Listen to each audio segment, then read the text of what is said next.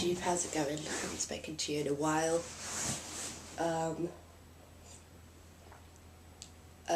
Yeah, I bet there are still... Hello, cat. I bet there are still vigorous debates going on YouTube, and I bet all the old faces are still around, and I bet the amazing atheist is becoming more and more belligerent with every passing day, and Thunderfoot's still a nutter, but I wouldn't know because I haven't really been on YouTube. I suppose I'll just do a catch-up video because I've waited for so long to have something to talk about. It's so difficult to express... Okay, I'm going to get really blah on you now, but it's so difficult to express some of the... how intricate and complicated some things can be, and how it's so difficult to verbalise human experience, I'm finding. And it might just be the time of year, I might just be going into myself a bit, it happens every year. But whatever, I'll get on to seasonal affective disorder. So I finished university, I can't even remember what I must have done videos since I finished university, but I finished university, I got the 2-1, and came out into the real world and found myself crossing a bridge of no return, really, you know, that I've moved very quickly from one life stage into another, from the stage of being a student into being a proper young adult. And basically what that means is just going to work every day. Woo! That's kind of what I predicted, and that's what has happened. I'm lucky enough to have a job in the recession, so I'm not going to bellyache about it. I pictured, I think, finishing my English degree and walking out into the arms of a publisher, and just becoming a world famous publisher because I had an English degree from, a university. Brilliant, wow. And it just it hasn't transpired that way. And of course it was never going to. The older viewers will probably have watched with a wry half smile as I've, isn't it? Sorry, cat. It's the prerogative of the youth to believe that the world is a place of many opportunities. But I'm not as depressed as I sound. I'm really not. I'm feeling more poignant than depressed. And I have had half a bottle of wine, to be fair, so yeah. But I'm sorry that I haven't made any videos. I just haven't felt like it, to be honest. I probably could have found stuff to talk about, I just didn't really feel like it. I work every day, and then I come home and my mum's home, and I don't like making YouTube videos while people are around, really. I like to have a free house.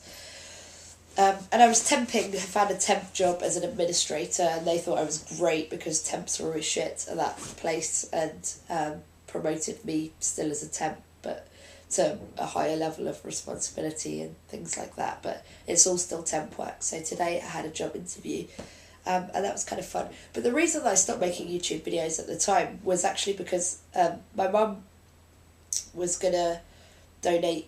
my mum went into hospital to donate a kidney to be a live donor to an anonymous recipient, which was a source of puzzlement to me, really. Although my sister seemed to think it was perfectly in keeping with her character. My mum's a lovely woman and a gregarious woman, and lots of people really like her, but she's not really the sort of person that I would have thought would, voluntarily donate a kidney. But she chose to do that. And when she was coming around out of the anaesthetic, she had a stroke.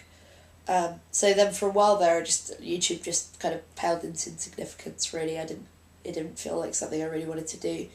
But she's fine. She has, you can only see up to about here on her left side now with peripheral vision, but she's doing eye exercises, and she sounds like she's been tippling under her desk, basically. Bit slurry, but she's fine. She's not in any, and this was a few months ago, so that was what precipitated my lack of YouTube videos for a while. And something happened when my mum, it was like maybe 2 or 3 days after my mum had a stroke, and something happened, and I thought, wow, YouTube would dig this. YouTube would totally love this. So I went on the second day, and this doctor that came and visited her every night that had been in charge of her transplant said that, no, he knows that she's going to get better. And on the third day, he said, yeah, no, I know your mum's going to get better. And so I was really clinging to that, because at the time I actually genuinely thought my mum might have a second stroke and die. And I'm not ready for my mum to die. Are you ever ready for your parents to die? But I'm not ready to lose my mum yet. And then the third day, the doctor said, no, I know your mum won't. Your mum's definitely going to make a full recovery. She's going to make a full recovery. God wouldn't let her die after doing something so kind. And that's when I realised he wasn't actually making any kind of like medical assessment on her well-being. He was just claiming that she was, you know, going to get better because presumably Allah, but maybe he was Christian, like wasn't going to allow her to die because she donated a kidney. Just really pissed me off at the time because I was quite emotional anyway at the time. But it pissed me off because who decides... Because faith and medicine, when you're a medical practitioner with faith, I think the two should be very separate, particularly when you're dealing with atheist patients. You know, for 2 days I believed that he was telling me she was going to make a full recovery because he was making a medical assessment, and on the third day I realised that this wasn't a medical assessment, he's just religious. And it kind of pissed me off, and I thought YouTube would appreciate that one, although it probably has lost some of its punch after sitting in my brain for like 3 months. Anyway, my mum's fine and she's back at work, and I've been temping. And today I had a day off because I went to a job interview, and it's kind of a funky job in media, and I probably won't get it, I don't know, might get it, we'll have to wait and see, I will let you know. But it'd be a nice step up from what I'm doing at the moment, which is being an administrator in a hospital, which has its own kind of perils, can be quite... I don't know. Anyway, I find it very difficult to make YouTube videos. I'm obviously very out of practice. I don't remember feeling this sense of stage fright before. So I'm back in London. I don't have that many friends in London, so I'm filling my time as best I know how, which is, as it always has been with me, is reverting to fiction. I've been reading loads. Whatever I read recently, I don't know. We need to talk about Kevin. Before I go to sleep. I just finished The Sense of an Ending, which won the Man Booker Prize, although I'm not really sure why, because the ending's really annoying. Well, I'm sure that's the irony of the title, but I've been reading loads. And I've got a Kindle. I got a Kindle for my birthday in September, which was great, because I love my Kindle, because it does clever things. Like, when you're reading a book and you really enjoy a passage, you can clip it and keep it in your clippings. So when I go through my clippings, I've got all these little gems of wisdom. And, you know, beautiful passages and things like that. And that's a really cool function. I like the Kindle a lot. Also, that you can get loads of classics for free on the Kindle. This is not a Kindle advert, I don't know why I'm going on about this, but I do love my Kindle. At risk of sounding faddy and impressionable. And I'm reading loads. And writing as well. I started, my secret, as with all precocious and slightly pretentious young depressives, we all, you know, want to write a novel eventually, but I'm starting to see the cliche of my own existence increasingly of late. But anyway, I only really, when I think about what I want out of life, there are really only 2 things that I want out of life, and one of those things is to have my own house that I own, my own safe place that I own to go to after work, presumably, and be able to lock the door on the world. And the other thing is to write a novel and have it published. And I don't harbour any dreams of ever making a living out of writing, because it's so unlikely that that would ever happen, and so few authors ever make a living out of writing. So I don't mind if that doesn't happen, but I would like to write a novel and have it published. And with any luck, have it published by, you know, a publisher rather than myself publishing, because it just wouldn't have the same feeling to it if I had to publish my own novel because no one else wanted to. But I've been trying to come home from work and write, because, you know, for years I've wanted to be a novelist, but I've never actually really done much writing, and, you know, that became an increasing source of frustration to me that I'm not writing. It's all very well wanting to be a writer, but if you never sit down and do any writing, then what do you really want to be a writer, or do you just want the lifestyle of a writer? Do you just want to conceive of yourself as someone that sits in a moody and provocative way and, you know, at their desk and types for hours, but you never actually do that? So I've kind of got 2 things on the go at the moment, and one of them is a dream I had recently, which was quite a creepy dream. I suppose it's a kind of horror about a hospital or an orphanage. I haven't decided which it does horrific experiments on children, and the bid of the protagonist to first discover the reality of that hospital and then to free the children from that hospital. I know it's so loose right now. I mean, that was a dream I had 3 days ago. And the other one, which I've written a few passages for, but I'll probably scrap them all because it's a bit crap, is about, well, I mean, it came out of working my temp job and the feeling of the futility and the disconnect between the labour I was putting in and the actual result, and what a futile kind of thing it is, and how many of us feel that. And I also commute every day on the London Underground, and if that doesn't make you feel like a number, or like a bovine animal, like nothing will. So it's supposed to be about that, about the isolation of modern existence, and I think I might intersperse it with the protagonist would become admitted to a mental hospital and then find his or her freedom through escaping from that hospital and living life entirely spontaneously. That they're both bare bones. Wow, I bet this is a really boring video. I'm sorry, I'm not meaning to be boring. It's just been a long time since I made a YouTube video, mainly because I think of myself as so boring that why would anyone care?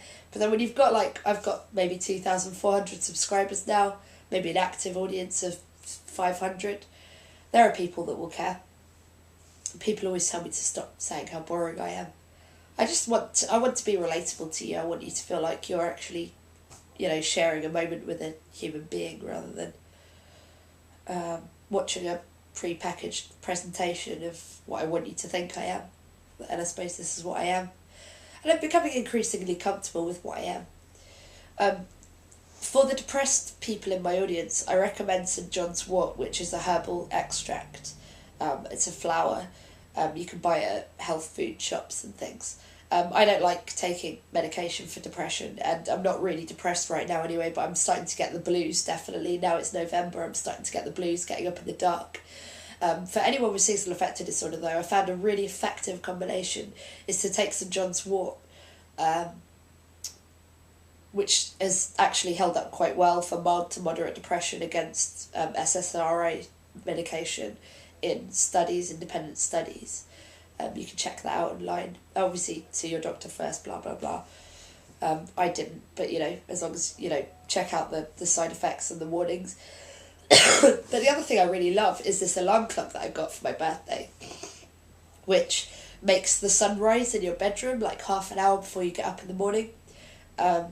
It's really fantastic because when you wake up, it feels like a bright Spanish morning or something because the light is really quite realistically sunshiny. Very much recommend getting an alarm clock like that, or just I recommend it for anyone who has to get up for work in the morning in the dark in Britain. It's really miserable. Yeah, that alarm clock really makes a big difference to my life. Recommend it. So yeah, another YouTube video in which I've thoroughly failed to translate the depth and feeling of my thoughts and my contemplations into video footage. But I suppose that's just the problem with communication in general. Probably why I'm drawn to writing as well, because I can take more time to edit what I'm saying and get it across better. Yeah, I drank half a glass, I wish. I drank half a bottle of wine and I got a wee bit lonely and I thought I'd make a YouTube video. So I hope you're all well, my internet friends. Although increasingly you don't have names or faces to me, there are still some of the old faces and names, but most of them are gone now and my YouTube experience has transmogrified into something new. But I hope you're well, whoever you are. And it is always lovely to log back onto YouTube and see that people have been leaving me messages and that they hope I'm okay. And don't ever, there's a very slim chance that if I'm not making YouTube videos that I'm not okay. Mainly I'm just being lazy and inefficient.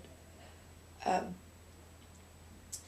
yeah, if I was to make more YouTube videos, there would probably be more of the same, more of the catch-up thoughts on life type videos, because I've got tired of politics. I'm still seeing the man who fell to earth. I'm not tired of politics. I still hold all the same views I held. I just have grown disillusioned with my ability to change anything. I'm still seeing the man who fell to earth. It's really annoying to have to call him that because he has a one-syllable name, but he just doesn't want his name on YouTube, which is totally okay, and I respect that. And it's like the first time in my life that I've had... It's kind of alarming because I'm in a relationship where there aren't really any problems and where he seems to want to marry me and settle down with me the same way I do him, and we don't really argue that much. And I don't have any... There are no major outstanding issues with that idea. It's kind of weird. I've never been in a relationship like that before. And it doesn't... I think part of it is like growing up to a certain age where you don't expect a relationship to just fulfill every need that you have, where I'm taking responsibility now for my sense of emptiness and my sense of unfulfilledness. Is that a word? I made up a word. Because no other person can really bring you that. And it's my responsibility to give my own life meaning. And no relationship will ever do that. But he's just a very happy, nice kind of a chap. And he has a lot of energy. And when he wakes up in the morning, his life isn't like mine. He doesn't wake up in the morning and think, oh God, here we go again. He wakes up in the morning and thinks, right, cool, I'm up. Time to do something. Just more of a positive person than me, and I find that's a good influence. And I don't know what he likes about me. I really don't. But he seems to like me as well. And he doesn't come from a broken home. He comes from parents that have been together for like 35 years. So, I think for him the idea of commitment is a bit less scary and a bit, like an expected life right or something. But that's quite refreshing as well. I always have been attracted to damaged people who are really complicated emotionally and who have problems like me, and it's quite nice to just go out with someone normal.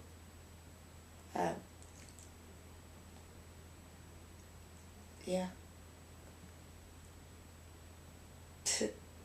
Don't know if you can see my cat doing his pancake impression. Sleepy kitty. It's a hard life being a cat and just sleeping on the sofa all day, every day.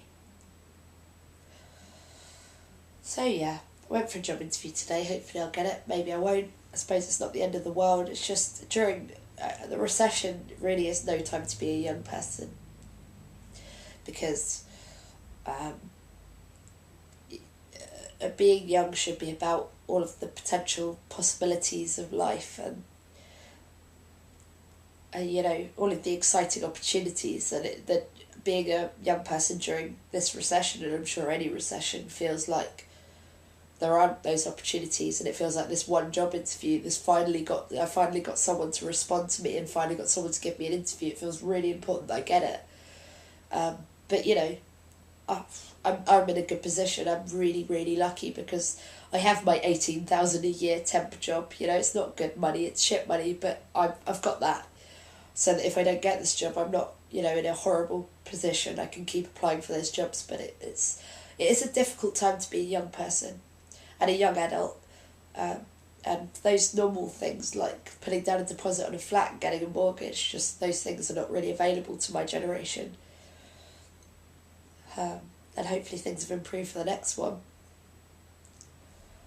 And I watched a really good documentary recently. I should maybe check how long I've been talking for. But I watched a really good documentary by Adam Curtis. Oh my fucking God, I'm so sorry. 19 minutes of me rambling, I'm very, very sorry. I will stop soon. I watched a really good documentary by Adam Curtis called The Trap, which is about... it's about basically our conception of freedom and politics and democracy, and I found it quite illuminating. So I think if you're interested, it's all on YouTube. They're 3, 40-minute or an hour-long episodes. I will link them down below. Is it even still down below? I haven't even been on YouTube in so long, I don't even know where the description box goes, but I will link it. And I hope you're all well. And I wish I had more to talk about. That's my sister getting home on the moped, so I'm going to stop now. Okay, Hope you're well, YouTube. See you soon.